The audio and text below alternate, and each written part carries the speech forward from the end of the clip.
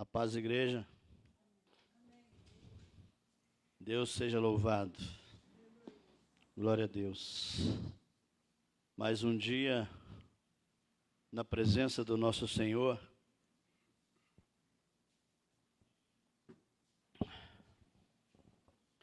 Eu tenho certeza que mais uma vez o Senhor vai falar no seu coração. Amém? Deus seja louvado.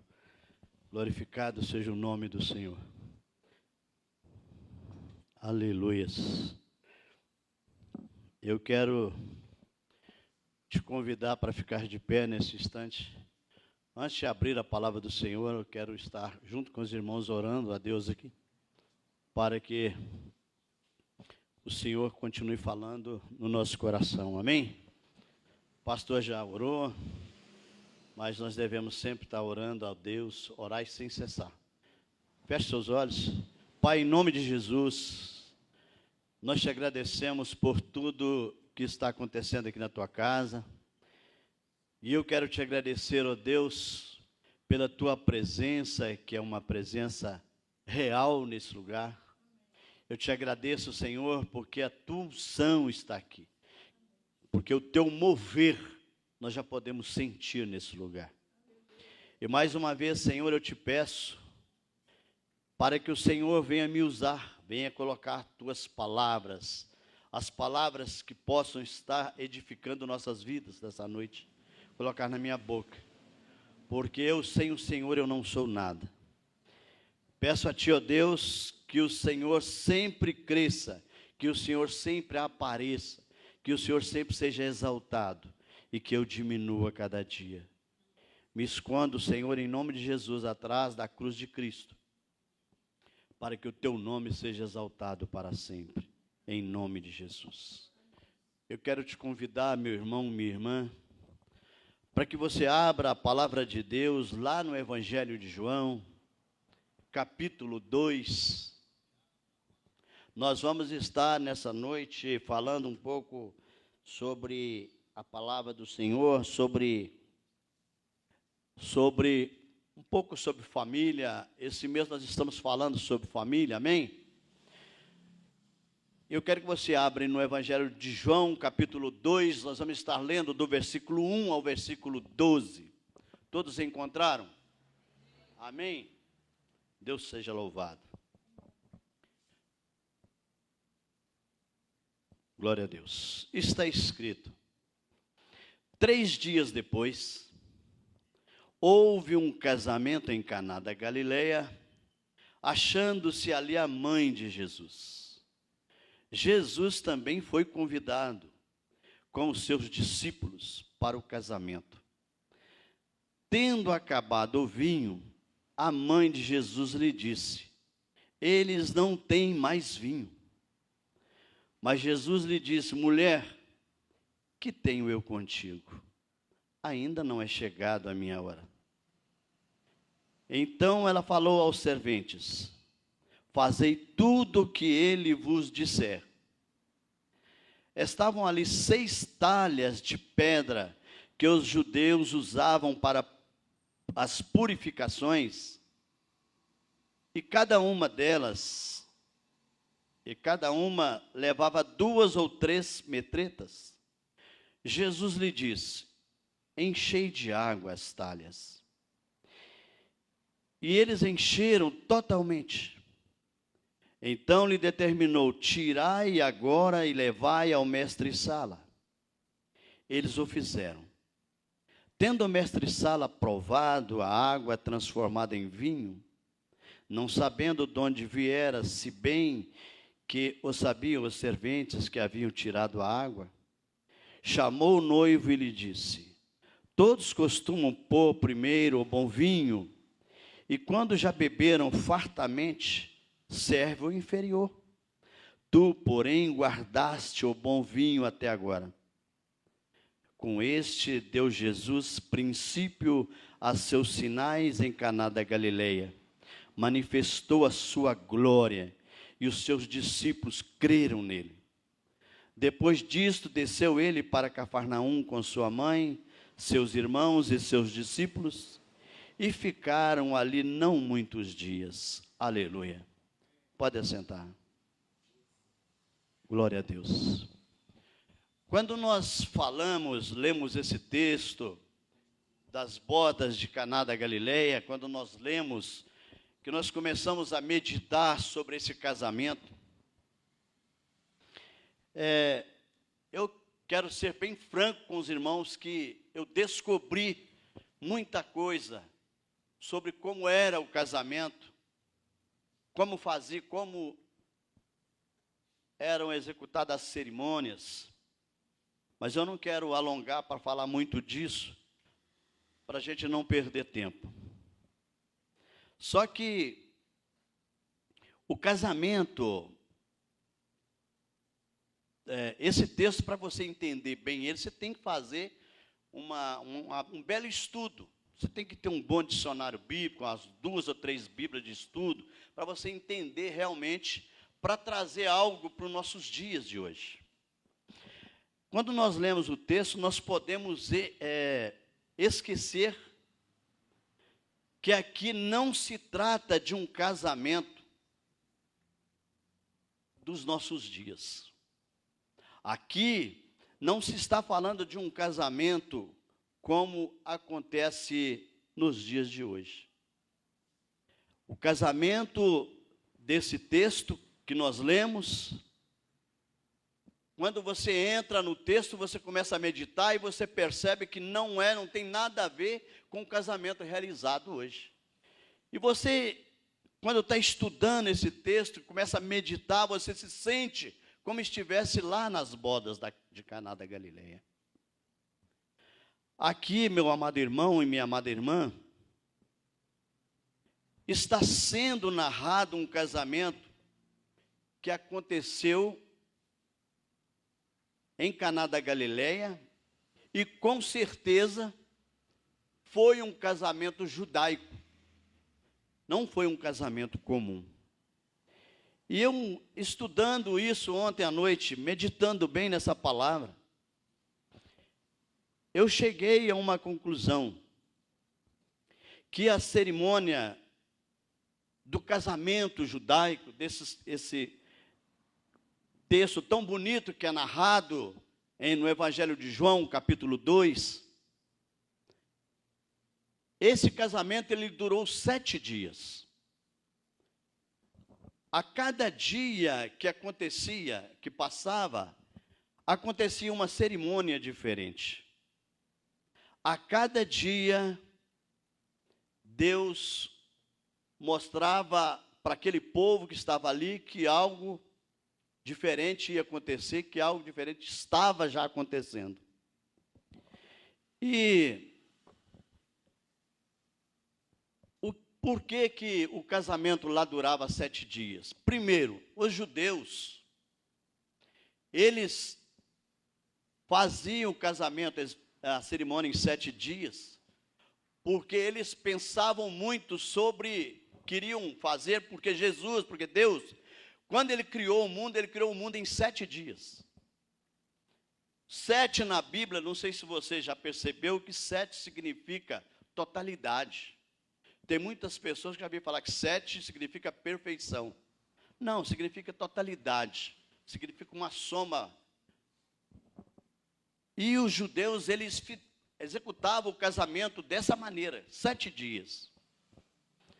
E o casamento judaico, meu amado irmão, minha amada irmã, ele era regido pelo princípio legal de Deus. E qual que é o princípio legal de Deus? A Bíblia diz, primeiro, deixa o pai e a mãe. Segundo, se une à sua mulher. Terceiro, torna-se uma só carne. Quarto e último, estavam nu e não se envergonhavam. Hoje nós percebemos que é totalmente diferente. Os noivos deveriam compartilhar 2 taças de vinho. Uma no primeiro dia da cerimônia do casamento. E a outra taça no 7º dia, onde sacramentava o casamento. Então, preste atenção, era impossível faltar vinho, porque se faltasse o vinho, automaticamente o casamento não seria sacramentado, não seria realizado. Mas a Bíblia diz que veio a faltar o vinho. Como? Alguém pode pensar assim, mas talvez o noivo era pobre, talvez o noivo não tinha dinheiro. Mas percebe-se no texto que quando Maria fala com Jesus, que o vinho havia acabado, ela fala para os serventes, ela fala assim, fazei tudo que ele mandar. Então, esse casamento foi um casamento muito bem organizado, porque ele tinha serventes que nos dias de hoje seriam os garçons.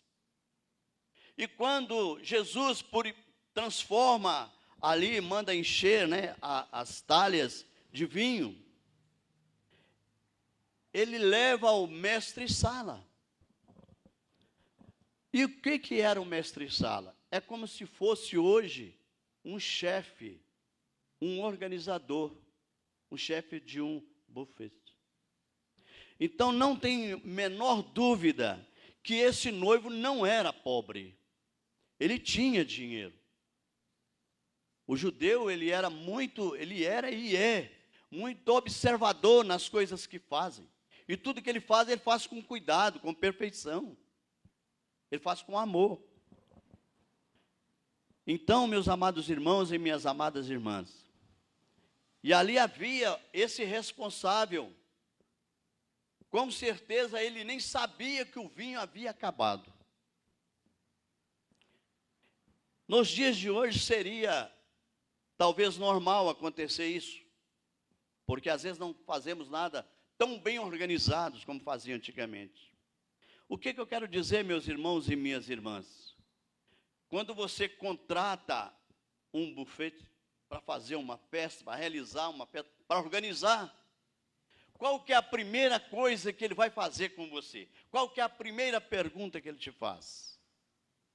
Ele vai te perguntar o seguinte: quantas pessoas vão estar presentes nesse casamento? Ou quantas pessoas vão estar presentes nessa festa de aniversário? Ele vai te fazer uma pergunta. Se ele te faz essa pergunta, ele vai providenciar alimentação, ele vai providenciar bebidas, ele vai fazer o cálculo de quanto vai gastar e vai colocar alguma coisa a mais ainda para que não falte, vai te dar o preço e vai organizar tudo para que não haja decepção. Então a gente percebe o seguinte, meu amado irmão, que aquele noivo, naquele casamento, aquele noivo, ele não era pobre, ele tinha dinheiro, porque não é qualquer um que pode contratar alguém para organizar a sua festa. E a Bíblia diz, meus amados irmãos, que havia ali naquela casa 6 potes de pedra. E eu pesquisei que cada um cabia 100 litros de água. Você sabe para que eram esses potes de água? A Bíblia já diz aí que os judeus usavam para purificação. Então, cada convidado que chegasse, ele usava daquela água para purificar as suas mãos, lavar as suas mãos, para participar da festa. Então, nós percebemos que se tinha ali 6 talhas de 100 litros, automaticamente tinha ali 600 litros de água. Então, só de convidado era mais ou menos umas 600 pessoas. Então, eu volto a dizer, tudo foi muito bem organizado. Era impossível que o vinho viesse a faltar, que o vinho viesse a acabar. E eu quero dizer que quando eu estava pesquisando em minha casa, descobri que em um casamento judaico, depois você pode fazer essa pesquisa, as portas naquela época ficavam abertas. Durante o casamento, durante os dias daquele ritual, as portas da casa não se fechavam, ficavam abertas. Então, quando a porta fica aberta, o que acontece? E pelo fato da porta estar aberta, com certeza entraram ali o quê? Convidados e não convidados. Olha, meu irmão, olha o perigo. Quando as portas estão abertas, entra convidados e não convidados. Quando as portas estão abertas, entra amigos e entra inimigos. Nós temos que ter cuidado na nossa família, no nosso lar, para que a porta não fique aberta, para que as portas permaneçam fechadas, para que o inimigo não tenha poder de entrar no nosso lar e fazer aquilo que venha desagradar, aquilo que venha trazer aborrecimento para a nossa vida. Geralmente, meu amado irmão, minha amada irmã, quem é seu amigo, torce para o seu sucesso. É verdade ou não é? Quem é seu amigo, ele estende as mãos para te ajudar. Quem é seu amigo, ele tem prazer quando dá tudo certo para você. Você já viu aquela pessoa que ele é seu amigo e você faz alguma coisa, dá certo? Às vezes você faz um curso, você é aprovado, você passa na faculdade, e aquela pessoa que ela é sua amiga, seu amigo, é a primeira que te liga para te dar os parabéns, para dizer para você: eu quero compartilhar com você essa alegria. Porque quando você está alegre, eu me alegro também, não é verdade? O amigo, ele tem prazer de te ver feliz. O amigo não te joga para baixo. O amigo, nas dificuldades, às vezes ele tira do que tem para te servir. Eu já vi pessoas falar: eu divido o que eu tenho. Amigo é diferente de inimigo. Amigo estende a mão. Quem é amigo ajuda. Quem é amigo dá força. Quem é amigo te incentiva. Quem é amigo não te deixa só. Um dia desse eu fiquei observando, eu estava conversando com um amigo meu, e eu falei assim: engraçado. Eu ouvi tantos vídeos esses dias, de pessoas falando: comprem arroz, estoquem arroz na sua casa. E eu comecei a pensar e mentalizar naquilo. Eu falei assim: eu não vou fazer isso. Eu posso ter 2, 3 pacotes de arroz, o máximo, mas eu não vou estocar. Primeiro, que se eu estocar arroz, o arroz vai dar bicho. Segundo, que se eu estoco arroz na minha casa, se eu compro 5, 10, 20 pacotes de arroz, eu estou pensando em mim, eu estou pensando no meu ego, eu estou pensando em matar a minha fome. Eu não penso em saciar a fome do meu amigo, daquela pessoa que eu gosto. Porque se vai faltar arroz, se eu vou comprar 10, com certeza vai faltar 8 lá para outras pessoas comprarem. Eu disse para ele, aí ele falou comigo: Lúcio, pensando bem, você está certo. Realmente você está certo. Então, quando nós somos amigos, e quando aquele que é seu amigo, você tem prazer em abrir a porta, você tem prazer em compartilhar uma palavra de amizade, você tem prazer em compartilhar novidades da sua vida, do seu dia a dia, porque você tem certeza que aquela pessoa, ela não vai te trair, ela não vai falar nas costas, ela não vai te desejar o mal. Amigo é amigo. Mas aquele que é seu inimigo, ele não quer o seu bem. O inimigo, ele quer te ver derrotado. O inimigo tem prazer em te ver de cabeça baixa. ele não só torce por sua derrota, mas ele fará de tudo para que você seja derrotado. E eu comecei a imaginar sobre aquela festa, e eu pensei, olha, o que pode ter acontecido de faltar vinho em um local que foi muito organizado? Primeiro, entraram ali inimigos. O inimigo, ele tem prazer em prejudicar. O inimigo, com certeza, ele participou daquele casamento, as oportunidades que ele teve, talvez ele até jogou o vinho fora. Sabe aquela pessoa que participa de uma festa na sua casa, e no outro dia de manhã você sai para fora, você vê ela num cantinho, salgado, jogado fora, um refrigerante com o copo cheio lá, não bebeu.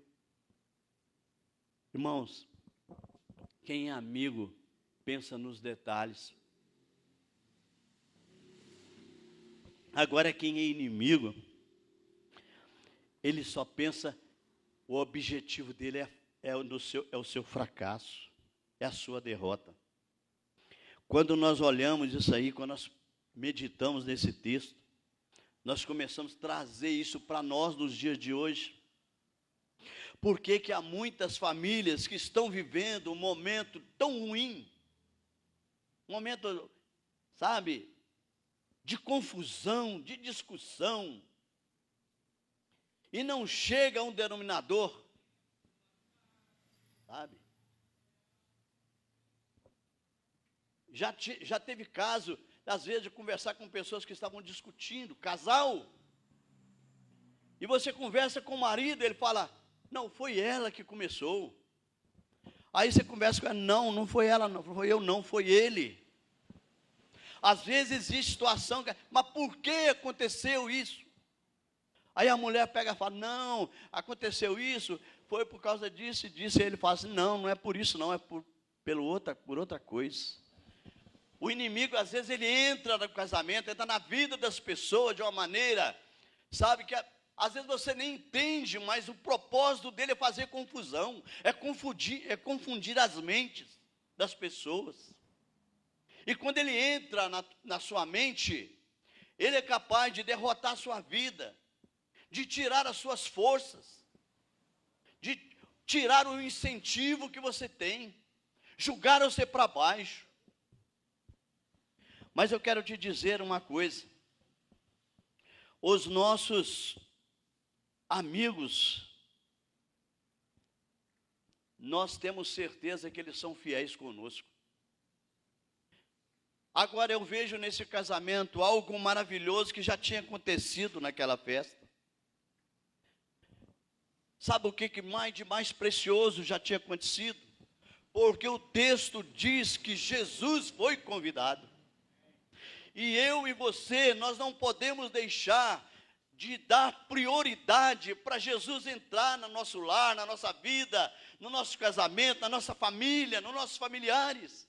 Nós temos que dar prioridade, que se Jesus não tivesse naquele casamento, aquele casamento não seria concluído, não teria chegado ao fim. Mas Jesus estava ali. E quando Jesus está em um lugar, as coisas, sabe, as portas são abertas.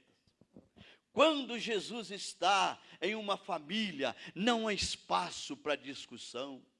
Quando Jesus está em uma família, não há espaço para contendas, não há espaço para divisão. Porque a Bíblia diz que o Senhor Jesus fala, deixo minha paz, a minha paz eu vos dou, não vos la dou como o mundo dá. Quando nós permitimos Jesus entrar na nossa vida, entrar na nossa casa, algo de extraordinário acontece. Quando convidamos Jesus para estar presente em nossa vida, aconteça o que acontecer, Ele estará junto para nos dar o socorro necessário, na hora necessária, na hora que precisamos. Como diz o salmista, socorro bem presente na hora da angústia. o texto diz que o vinho acabou. Mas a mãe de Jesus lembra que Jesus estava na festa. E ela chega até Jesus e diz: o vinho acabou. Mas Jesus responde para a sua mulher: que tenho contigo, mulher? Ainda não é chegado a minha hora. Às vezes as pessoas lêem esse texto e acham que Jesus deu uma má resposta para essa mulher. Eu mesmo no passado, eu entendia, eu ainda cheguei a falar: mas que tirada que Jesus dá na mãe dele. Mas era costume deles de falar daquele jeito. Entenderam? Jesus não deu tirada nela, era maneira. E eu gostaria que você observasse uma coisa que Maria diz para o servente: faça tudo o que ele disser. E Jesus pede para aqueles homens encher aquelas talhas de vinho, de água. Assim que eles terminaram de colocar ali a água, Jesus manda que eles tirem a água, agora transformada em vinho, e leva ao mestre-sala para experimentar. E quando ele experimenta, uma surpresa: nunca havia tomado um vinho com um sabor tão apurado. E ele vai até o noivo e fala com ele: olha, todos colocam o vinho, o melhor vinho, no início da festa. Por que ele diz assim? Porque tomam o vinho no início, depois já estão, um pouco exaltados, já não tem mais o paladar apurado. Então, quer dizer, ele fala assim: e deixa o pior vinho para o final. E ele fala com o noivo: mas você deixou o melhor vinho para o final. Eu chego a pensar que não tem manifestação do noivo na palavra, do que ele fala, mas às vezes eu chego a pensar que aquele noivo, que muitas das vezes acontece com nós nos dias de hoje, aquele noivo, ele olha assim e responde para aquele mestre-sala, responde para ele: olha, eu sou assim mesmo. Eu coloco o bom no início e no final eu coloco o melhor ainda. Eu às vezes chego a pensar que talvez ele exaltou a si próprio, não deu a honra necessária para Jesus. Você não vê ele falando: eu não sabia, eu não sei o que está acontecendo, mas ele não fala. Às vezes Jesus entra na minha casa, às vezes Jesus entra na sua casa, e ele entra lá com aquele jeito suave, com aquele amor incomparável, com aquela presença doce do Espírito Santo. E ele começa a fazer a obra na sua vida, ele começa a fazer a obra na vida do seu esposo, da sua família, dos seus filhos. E ele, com aquela presença doce, ele muda o caráter dos teus filhos, ele muda o caráter do marido, ele liberta às vezes dos vícios, ele liberta do caminho mau. Mas nós não reconhecemos o poderio que há no nome de Jesus. Nós não reconhecemos o que Ele é capaz de fazer. Nós não reconhecemos que a honra e a glória pertencem a Ele. Às vezes nós não reconhecemos que Ele precisa ser exaltado por nós, porque é Ele que é digno de toda honra, de toda glória, de toda exaltação, de todo louvor. Esse é o nosso Deus. E eu olho nesse texto também, eu percebo que Jesus, após o milagre, Jesus, após a operação de maravilhas, ele sai daquela festa, vai embora, e ele não é nem notado, ele não é percebido pelas pessoas. Irmãos, é o que acontece, às vezes nós não reconhecemos, nós não percebemos a presença de Jesus junto a nós. Jesus tem estado do nosso lado, manifestado em nós, na nossa vida, na nossa família, o seu poder, a sua glória. Ele tem transformado o nosso ser, Ele tem mudado o nosso caráter a cada dia. Você que tem buscado Ele, com certeza, você tem sido transformado pelo poder do nome de Jesus. Não deixa que Jesus saia como Ele saiu lá das bodas de Caná da Galileia. Convide Jesus para ficar na sua vida, como aquela música que os irmãos cantaram aqui no domingo. Convide Jesus para morar na sua casa, para morar no seu coração, para fazer morada permanente, que as coisas não serão mais do mesmo jeito. Eu quero dizer para os meus irmãos, minhas irmãs, aqueles que estão nos assistindo nesse momento pelas redes sociais, tenha prioridade de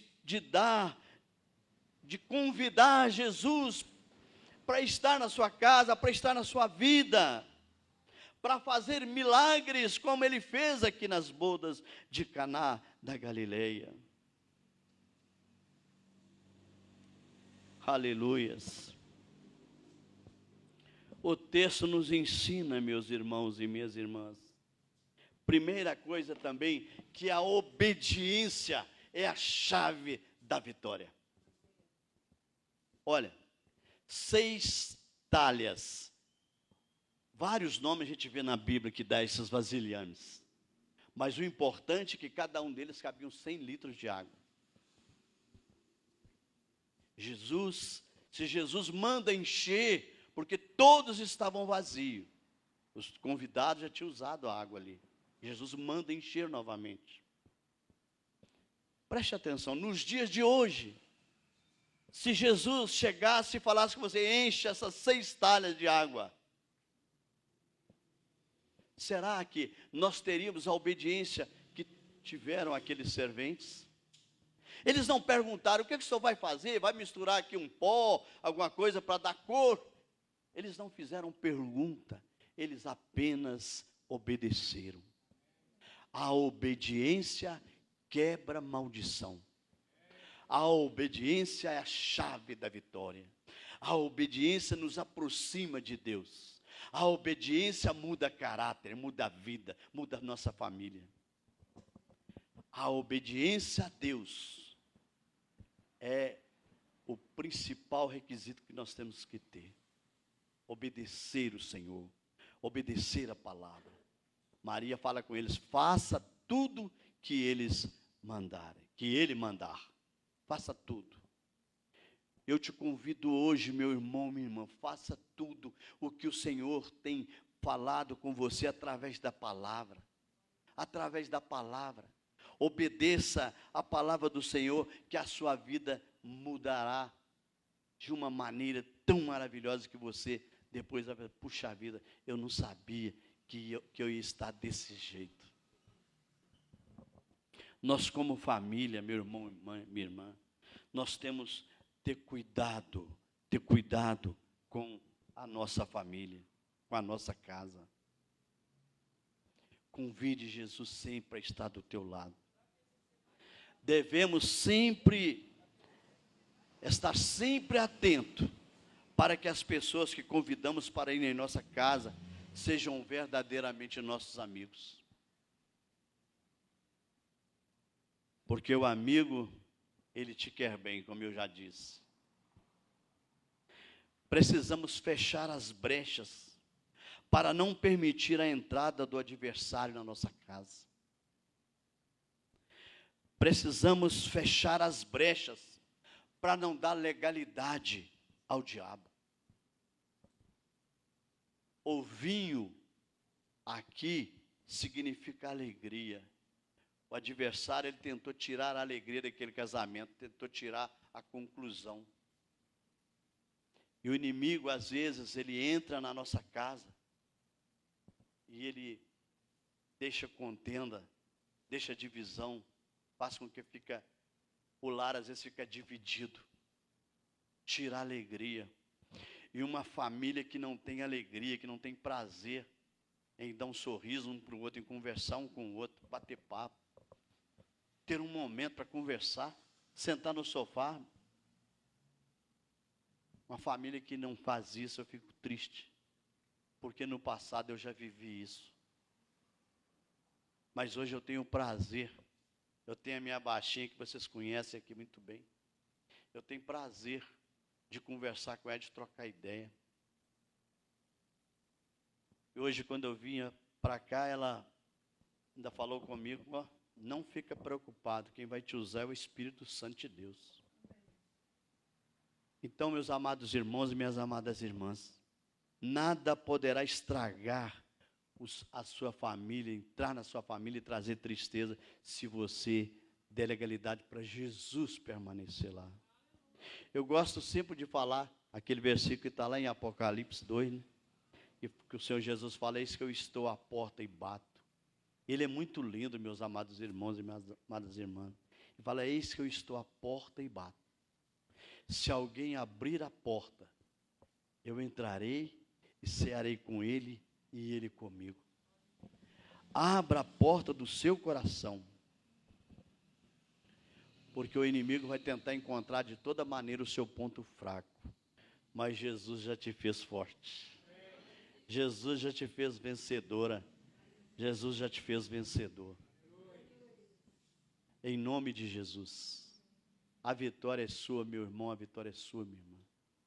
Confia no Senhor, confia na sua palavra, confia no seu amor que é infinito, que nada de errado vai acontecer na sua vida. Nada de errado vai acontecer no seu casamento. Eu vou estar encerrando, eu não vou nem aprofundar mais aqui no que está anotado, porque por causa da nossa hora, nós temos que orar. Mas eu quero te fazer um convite, em nome de Jesus. Às vezes, quando nós fazemos o convite às pessoas, as pessoas pensam assim, poxa, mas aí vem de novo chamar para vir aqui na frente. Olha aqui, o que eu disse? Quando nós ouvimos a voz de Deus, Deus fala no nosso coração.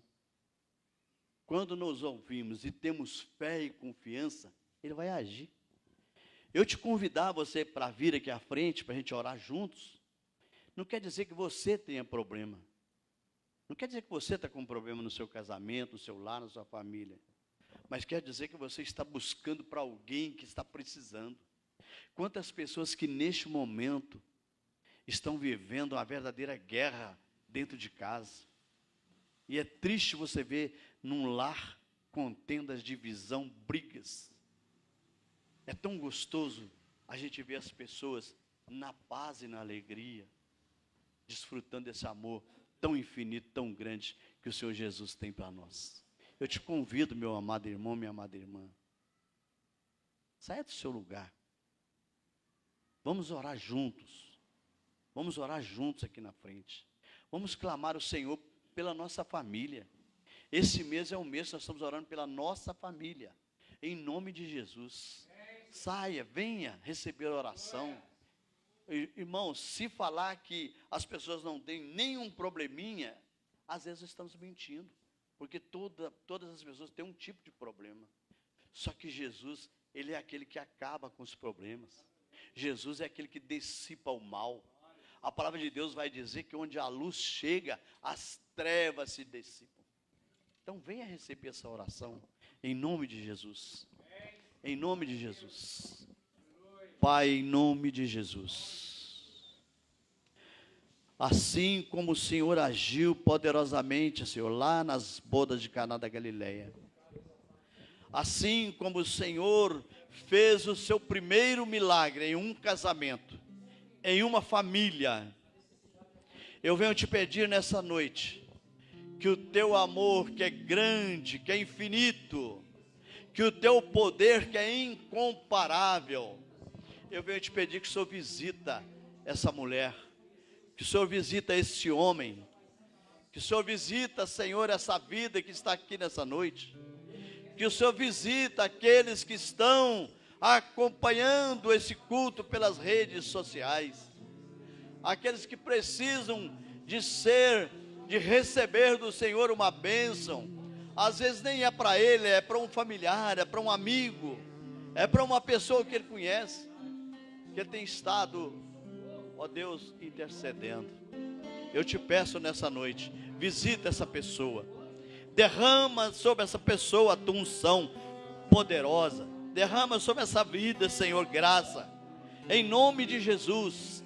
Quebra todas as cadeias, quebra todas as armadilhas que o inimigo tem armado contra a vida do teu povo. Entra, Senhor, com poder, com graça, em cada lar aqui representado, em cada lar que está nos acompanhando nessa noite, e faça a diferença, Pai querido, como o Senhor fez ali naquele casamento. Transforme a vida desse homem, transforma a vida dessa mulher. Tira, Senhor, todos os impedimentos, todo espírito de contenda, espírito de confusão, espírito de briga, Senhor, em nome de Jesus, que seja lançado por terra e que o teu amor permaneça na vida de cada um. É que eu te peço em nome de Jesus. Muito obrigado, Senhor, por tudo que o Senhor fez aqui nessa noite. Em nome de Jesus. Continue nos abençoando, Pai, em nome de Jesus.